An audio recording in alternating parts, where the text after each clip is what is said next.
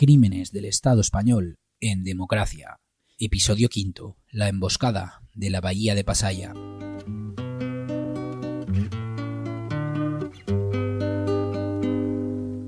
Pasaiako herritik dator notizia, zezen bat izan dala genioz bizia, kontatutzera nua bistan ikusia, alegratzeko triste dagoen guzia.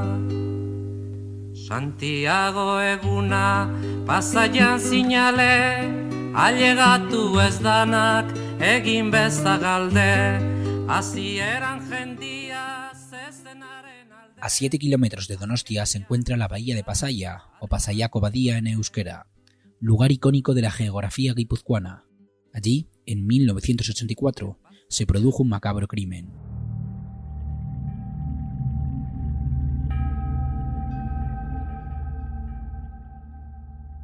Nos situamos en el lugar de los acontecimientos. Son cerca de las 10 de la noche del 22 de marzo. Una Zodiac se acerca al núcleo de Pasai Donibane.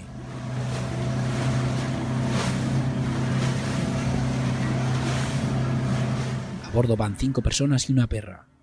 Desde unas rocas cercanas, una linterna se enciende y se apaga 3 veces. Es la señal convenida con Rosa Jimeno para que se acerquen a amarrar. No hay peligro a la vista.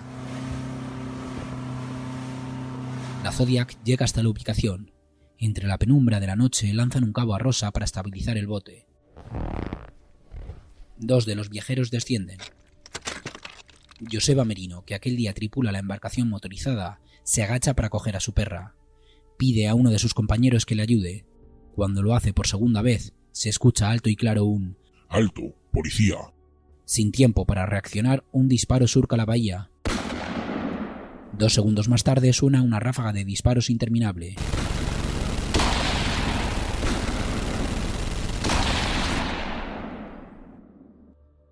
Dos de las personas y la perra mueren en el acto debido a los múltiples impactos. Los otros 3 hombres han saltado al agua, librándose por el momento de la matanza. Tras un minuto en el que tratan de huir a nado, son detenidos con la ayuda de 2 embarcaciones del Cuerpo Especial de Actividades Subacuáticas de la Guardia Civil.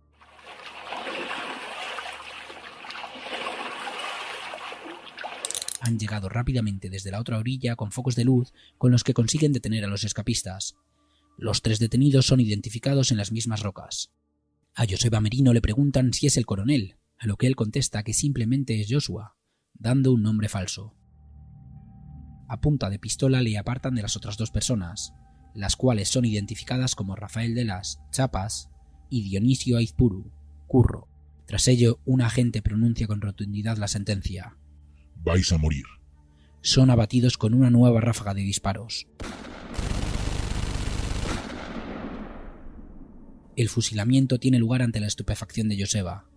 Rosa, la cual tenía una cuerda atada a los pies, había sido tirada al suelo al principio de la emboscada y después subida al paseo superior en el que se situaban la mayoría de los agentes.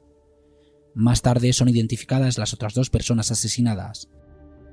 Son José Mari Izura, Pelu, y Pedro Mari Sart, Pelicho. Me preguntaron el nombre. Le di el nombre y me dijo, ¿tú eres el coronel? Y yo dije, no, yo soy Joshua. Y dije Joshua como podía haber dicho otro nombre. Entonces me dijo, ponte ahí, y me puse pues donde me indicó, como unos 2 metros. Se acercó otro policía que me apuntaba y me decía, no te muevas, que te mato, hijo puta, esto y tal, lo demás allá.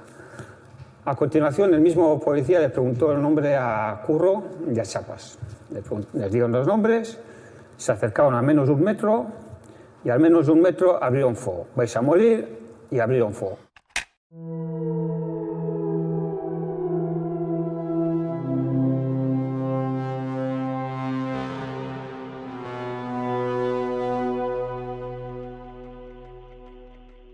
Para explicar el contexto de lo sucedido en la bahía de Pasaia, hay que hablar de quiénes eran estas personas y de la coyuntura de aquellos años. Los 80 son conocidos como los años de plomo. En un contexto internacional de ruptura con esquemas anquilosados, surgen diversos grupos armados de diferente índole por todo el globo. En el Estado español son reconocibles ETA, Grapo o los GAL, grupo parapolicial creado por el PSOE en su guerra sucia y principal exponente del terrorismo de Estado. Entre los grupos armados quizás sean menos reconocibles los comandos autónomos anticapitalistas. Sus miembros apuestan por una horizontalidad mayor en la toma de decisiones y por encaminar su lucha hacia una liberación de la clase trabajadora internacional, aunque también se encuentra entre sus objetivos la independencia vasca. No comparte la ideología marxista-leninista de ETA ni el camino reformista de los partidos de la izquierda abertzale. Algunos de sus miembros han roto con estas corrientes, mientras que otros son cercanos a posturas ácratas, influenciados sobre todo por el autonomismo. Van por libre, algo que genera muchas enemistades incluso en el seno del independentismo vasco. La banda estuvo activa desde finales de los 70 hasta ese mismo 1984, año en el que terminarían por disolverse sin ninguna comunicación oficial. Un mes antes de la emboscada, los comandos autónomos habían decidido asesinar a Enrique Casas, senador del PSOE, miembro de UGT y candidato al Parlamento vasco. Justificaron esta quinza por considerar a Casas uno de los principales valedores de los GAL, grupos antiterroristas de liberación. Más adelante, Ricardo García Damborenea, secretario general del PSOE en Vizcaya, confirmó ante el juez Garzón que los precursores de este grupo armado habían sido José Barrionuevo, Rafael Vera, Chiqui Venegas, Julián San Cristóbal, Ramón Jáuregui y Enrique Casas, además del propio Damborenea. A su vez apuntó que el principal responsable había sido Felipe González, presidente del gobierno español.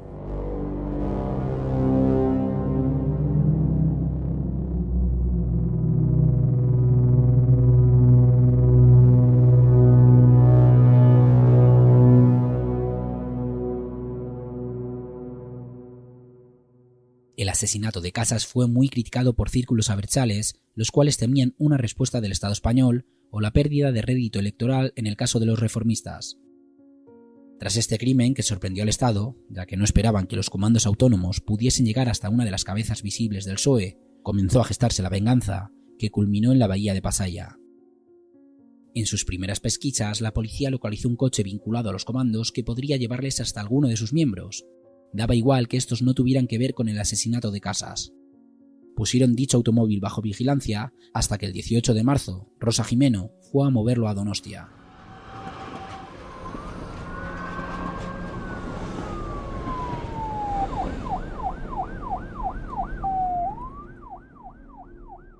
La joven fue detenida al momento llevando encima un teléfono francés apuntado. En comisaría no se notificó su detención. Acababa de entrar en vigor una ley antiterrorista mediante la cual una persona podía ser retenida durante 7 días sin pruebas ni notificación de ningún tipo a abogados o familiares. Más tarde aumentaría el plazo a 10 días. La virulencia de este secuestro legal por parte del Estado se aplicó especialmente en el territorio vasco, debido al Plan de la Zona Especial Norte, elaborado por José Barrionuevo, ministro del Interior por el PSOE. La aplicación de este plan se tradujo en infinidad de torturas y decenas de asesinatos.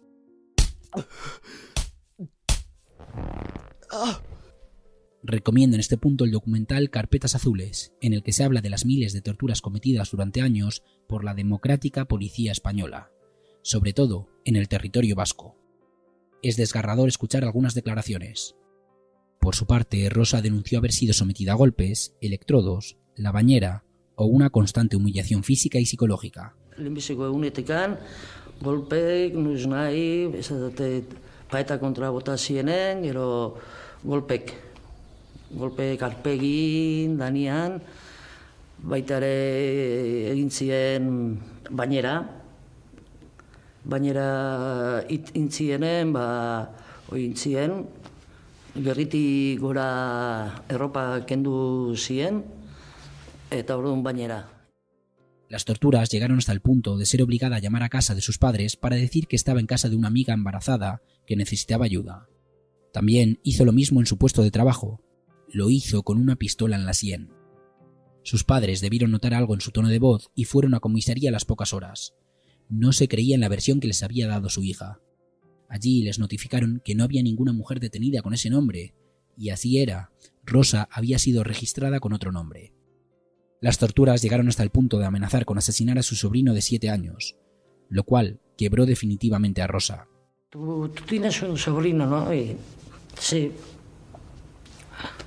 Pues cualquier día de estos porque va a la Icastola y sí, pues cualquier día de estos, al ir a la Icastola igual le pilla un coche. Está claro, mi recuso miña un día instiar. Debido a que portaba su teléfono, fue obligada a concretar una cita con Curro, su pareja, que en aquel entonces residía en el estado francés, concretamente en Ciburu, lugar desde el que saldría la Zodiac el 22 por la noche. Rosa sería el cebo de la emboscada. A cambio de la traición, la policía se comprometió a no hacer daño a los detenidos siempre y cuando estos no disparasen. Rosa empezó a sospechar que no cumplirían su palabra al ver cómo cargaban el arsenal de armas en comisaría. Lo peor es que no pudo confirmar la muerte de sus compañeros hasta días más tarde. Varios agentes le dijeron en primera instancia que no habían matado a nadie, pero Rosa no se lo podía creer ante la cantidad de disparos que escuchó. Joseba Merino siempre ha defendido que él no fue asesinado junto al resto de sus compañeros porque necesitaban a alguien que cargase con la pena del asesinato de Casas. Además, él era el responsable de infraestructuras de los comandos, y con su detención, quizá pudieran sacar más información sobre otros miembros del grupo. En la estrategia de su defensa, Joseba argumentó no haber estado en la bahía de Pasaia, pero cuando le cayeron 53 años en relación con el asesinato de Casas, habló sobre la matanza ocurrida en Pasaia en 1984. Por cierto, Pablo Pego Gude, supuesto ejecutor del senador Casas, sería asesinado a su vez por la Guardia Civil ese mismo año. Tras la emboscada, la policía creó una máquina de fango que distorsionaba lo que allí había sucedido.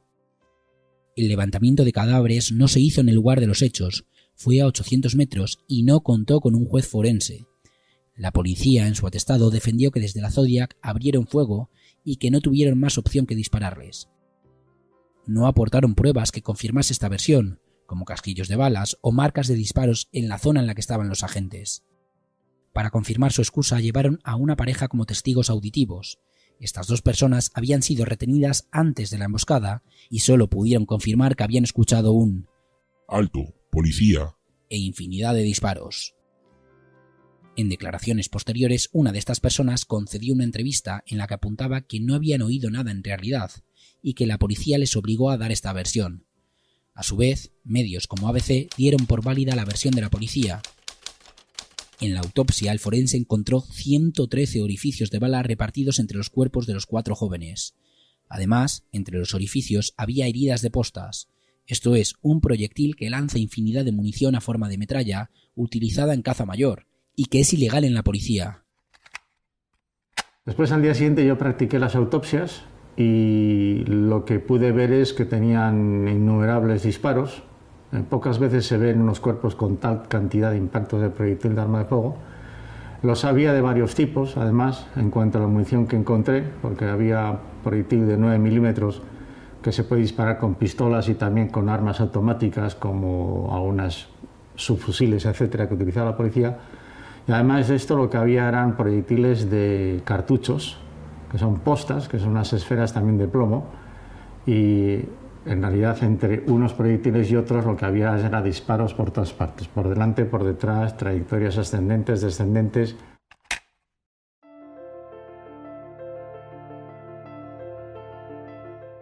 Los abogados de las familias siempre han defendido que hubo un invitado especial en la venganza por la muerte de Casas, persona misteriosa esta que llevaría su arma personal a la emboscada.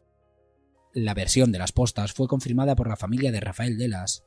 Denunciaron que cuando les fueron a entregar las propiedades del joven asesinado, les dieron una bolsa con los casquillos de las postas y después, tras argumentar un error, se rieron de ellos dándoles ya así sus objetos personales. Su hermana también relata en el documental Pasaiako Badía las llamadas recibidas en su domicilio por parte de la policía para reírse de la muerte de Chapas. A la 1 llamaron por teléfono, cogí yo y me dijo uno, dice, ¿está Carlos? Y yo, sí, ¿quién es? Y me dice, no, eso a ti no te interesa, dile que se ponga. Toda esa ansiedad, ¿ves cómo cumplimos lo que decimos? Luego a los 2 días o así volvieron a llamar y cogió mi padre y le volvieron a decir lo mismo, que la venganza se ha cumplido y no sé qué. Y yo a mi padre es la única vez que le he visto llorar, ¿no? Esa. Decía, estaba muy, muy dolido por la forma, dice, o sea, encima de que lo matan, o sea, se recrean aquí ¿no? En el dolor y en esto. Pues mis padres, imagínate, o sea, mi madre ya, eso, yo no tenía ganas ya de vivir, ¿no? O sea, no entendía nada, o sea, ella se limitó a tener hijos, a cuidarlos y de repente, de la noche a la mañana, te destrozan a toda una familia, ¿no? Porque no es que fueran contra mi hermano, ¿no? Sino que nos machacaron a todos, ¿no? Y que cuando reconoces a cuál es tu hijo, ¿no? Y mi padre, o sea, que se puso ahí, ¿no? Cuando lo abrió y vio que estaba ahí, que era él, se puso a llorar, ¿no? Y mi hermano se fijó que estaba ahí un policía y se estaba descojonando, ¿no? Y le dijo a mi padre, no, cuida, o sea, no llores, no, encima no les des, ¿no? Para que se recreen más en esto, ¿no? Y una vez que lo reconocieron ya salieron, les dieron que les iban a dar las pertenencias, ¿no? En un sobre, y le dieron el sobre a mi padre, lo abrió y dice, esto sí son las postas. Y porque lo mataron, ¿no? Con postas, que eso es para caza mayor, ¿no? Nos dijeron. Y le dieron eso, en vez de darle las pertenencias, una pulsera, un anillo que llevaba y eso. Y entonces mi padre le devolvió, le dice, oye, me parece que os habéis equivocado, ¿no? Y dice, ah, sí. Y descojonándose le dieron el otro sobre con, pues eso, una pulsera.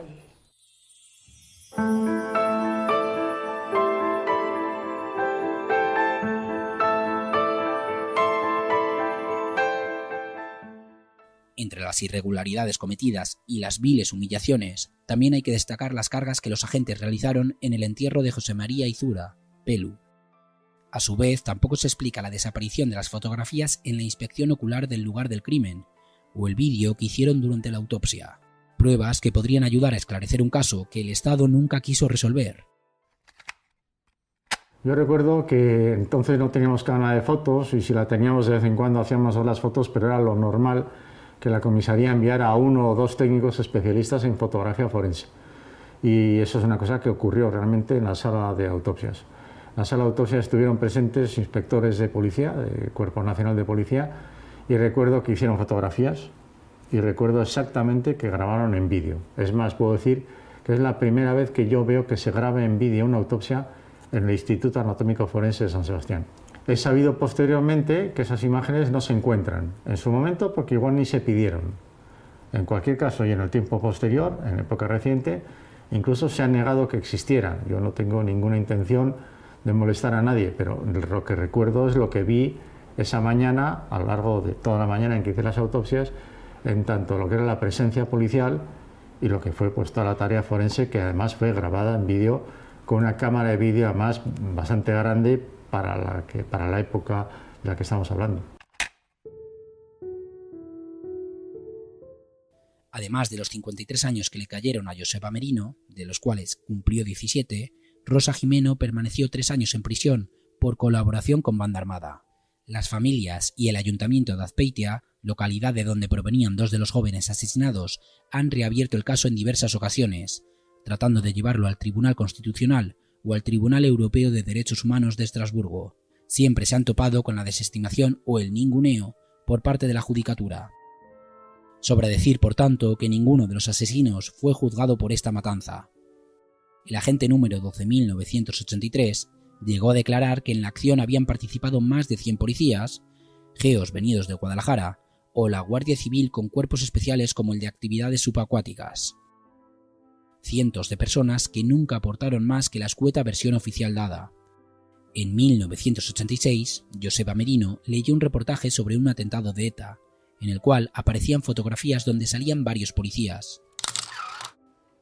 Entre ellos, identificó a alguno que había participado en la emboscada de la bahía de Pasaia. Joseba trató de denunciar a estas personas, aportando como prueba las fotografías, pero recibió como única respuesta que era imposible identificarles. Curioso cuanto menos cuando el principal testigo ya les estaba identificando. Recientemente, después de que se reabriera nuevamente el caso, sí que hubo una rueda de reconocimiento, pero Joseba no reconoció a nadie, algo que según defiende públicamente ya esperaba de antemano. O bien porque entre los agentes que habían llevado a la rueda de reconocimiento no había nadie que hubiera estado en Pasaia, o bien porque 40 años después es muy difícil identificar a una persona. Por su parte, el juzgado de instrucción de Donostia cerró el caso señalando que hubo 4 delitos de homicidio por parte de la policía, pero que no era posible acreditar quiénes lo cometieron. Además, el gobierno vasco ha llegado a hablar de ejecución extrajudicial y de caso paradigmático de violación grave de los derechos humanos en un informe encargado a la Universidad del País Vasco.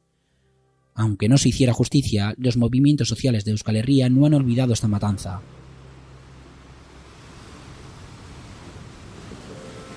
En las rocas en las que fueron asesinados, 4 siluetas blancas recuerdan el crimen sin resolver.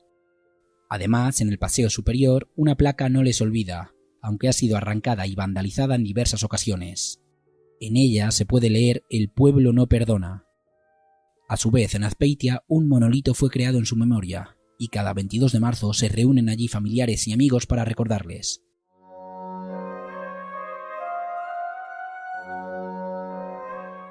Es importante señalar aquí que el vendido como Estado de Derecho no es tal, y que no entra en la cabeza cómo las personas que compran el marco de la socialdemocracia aceptan este monopolio de la violencia sin cortapisas por parte del Estado. Un Estado supuestamente democrático que es capaz de fusilar a civiles. Sean cuales sean las circunstancias o acciones de estos, no podemos aceptar un marco en el que las víctimas por parte del Estado son olvidadas, ninguneadas e incluso sus muertes son justificadas por parte de la opinión pública. Con casos como estos se demuestra que la legislación no se aplica por igual a todos. Como ejemplo tenemos a los terroristas de los GAL, cuyos miembros consiguieron impunidad estatal y tan solo llegaron a cumplir penas menores. Joseba Merino resume su visión del caso así: los policías son los ejecutores en este como en otros hechos similares. Son solamente el brazo ejecutor. Si los policías actuaron así es porque los mandos, siguiendo las indicaciones del jefe político de turno, han autorizado o indicado a actuar de esta forma. La sociedad no reacciona y acepta que haya crímenes de Estado en nombre de la democracia.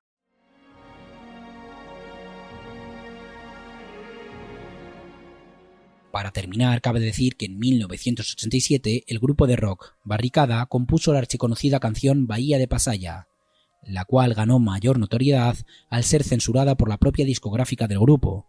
Desde ese momento comenzó a compartirse mediante CDs pirata, hasta llegar a ser un clásico de la banda. El Drogas, cantante y compositor del grupo, dijo que con su letra quería mostrar lo que sucedió aquella trágica noche. En parte lo hizo porque años atrás había conocido a Rafael Delas en Iruña, lugar del que también era otro de los asesinados de los comandos autónomos.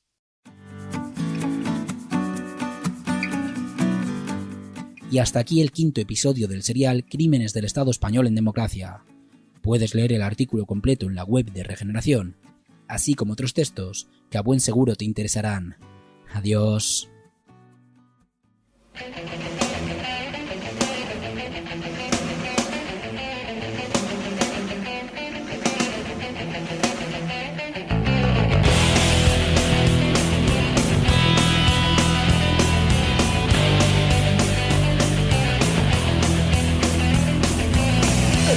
Minuto se arrastra por la esfera cuando todo brilla con luz artificial.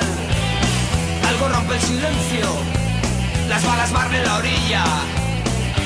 Ya no hay salida ni oportunidad. Bahía de Pasaia emboscada criminal. Bahía de Pasaia emboscada criminal. Bahía de Pasaia emboscada criminal. Bahía de Pasaia emboscada criminal.